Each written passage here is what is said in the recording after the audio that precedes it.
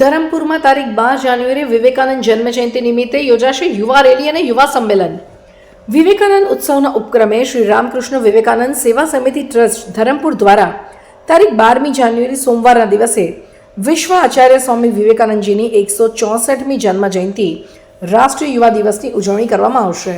સવારે 8 કલાકે સ્વામી વિવેકાનંદ સ્મારક સમડી ચોક ખાતે પુષ્પાંજલિ અર્પણ કરી યુવા રેલી યોજાશે, જે નગરના મુખ્ય માર્ગો પરથી પસાર થઈ SMSM હાઈસ્કૂલ ખાતે પૂર્ણ થશે. ત્યારબાદ સવારે 9:30 કલાકે SMSM હાઈસ્કૂલ ખાતે યુવા સંમેલન યોજાશે, જેમાં ગુજરાતના જાણીતા મોટિવેટર સંજય રાવલ, પ્રયોજા પ્રતિષ્ઠાન ડાંગના પ્રણેતા PP સ્વામી તથા વલસાડ જિલ્લા શિક્ષણ અધિકારી ડોક્ટર રાજેશીબેન ટંડેલ વિદ્યાર્થીઓને પ્રેરણાદાયક માર્ગદર્શન આપશે.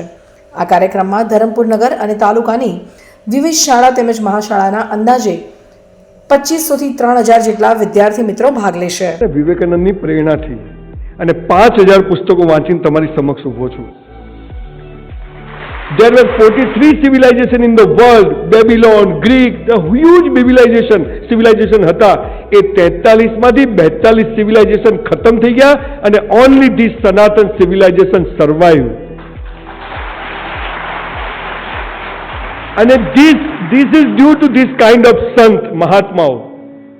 આ એ લોકો છે કે જેણે આપણને જીવન જીવવાની શું વાત હતી એ કહી, પણ આપણને ટપ્પી પડી નથી.